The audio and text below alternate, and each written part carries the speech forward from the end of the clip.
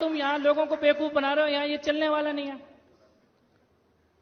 अपने 5 बंदे इकट्ठे करके उधर तू फिलिस्तीन फिलिस्तीन फिलिस्तीन, तो फिलिस्तीन तो खत्म, उसकी एक्सपायरी डेट उसी दिन पक्की हो गई थी जिस दिन इजराइल पे हमला हुआ था। फिलिस्तीन की नहीं, लेकिन उसके आतंकवादियों की तो निश्चित हो गई थी। मैं ये कहना चाहता हूं यहां बैठे सभी लोगों से, जो इजराइल में हुआ क्या भारत में नहीं हुआ? भारत ने नहीं देखा वैसा हमला? कसाब आया था, क्या था वो दिन?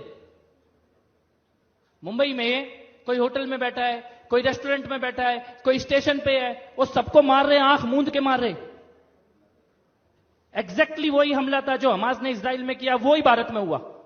और एक बार नहीं हुआ, ये दिल्ली के कनॉट प्लेस में हुआ, लाजपत नगर में हुआ, सरोजनी नगर में हुआ, घंटाघर में हुआ, मुंबई में हुआ, पुणे जर्मनी बेकरी में हुआ, हैदराबाद की गलियों में हुआ, बेंगलोर की गलियों में हुआ, संकट मोचन हनुमान मंदिर, सब जगह हुआ।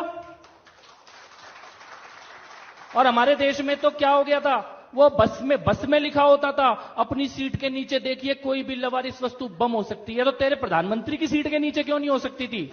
हमारे बच्चों की सीट के नीचे ही होती थी बस लवारिस वस्तु बम। आज क्यों नहीं हो रहा?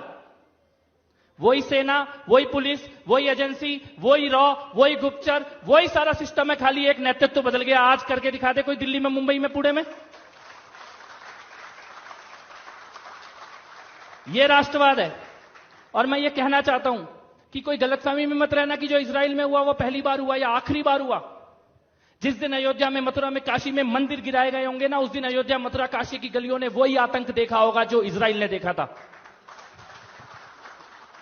आज से 100 साल पहले मोपला में, केरला में, तुर्की के खलीफा के नाम पे 10,000 लोगों को मार दिया गया। उस दिन केरला की गलियों ने वही आतंक देखा जो इजराइल ने देखा था। डायरेक्ट एक्शन डे के दिन कोलकाता की गलियों ने वही आतंक देखा जो इजराइल ने देखा था। और 89-90 में कश्मीरी पंडितों ने वही आतंक देखा जो इजराइल ने देखा है।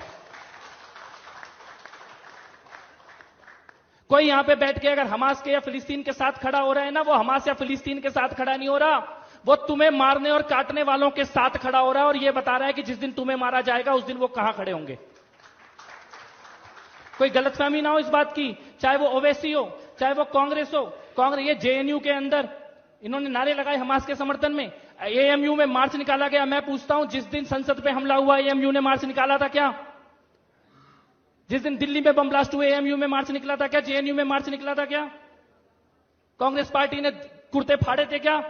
यानी देश के अंदर आतंकवादी हमले हुए तो इन्होंने कोई मार्च नहीं निकाला, किसी ने जेएनयू में, किसी ने एएमयू में, कोई वामपंथी, कोई कम्युनिस्ट नहीं निकला।